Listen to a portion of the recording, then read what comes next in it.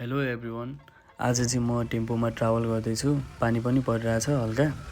अनि एकजना यहाँ मेहनती दिदीले चाहिँ टेम्पो कुदाउँदै हुनुहुन्छ। अनि अहिले चाहिँ टेम्पोको प्राइस चाहिँ एकदम रिजनेबल लाग्यो है मलाई। अरू बसहरूको चाहिँ एकदम महँगो छ। अनि म यता बालकुमारीदेखि तिनकुनेसम्म जाँदैछु। अनि इफ आई एम नट रङ है गाइज, मलाई चाहिँ के लाग्छ भन्दाखेरि चाहिँ Koteshwor is one of the most congested area of Nepal.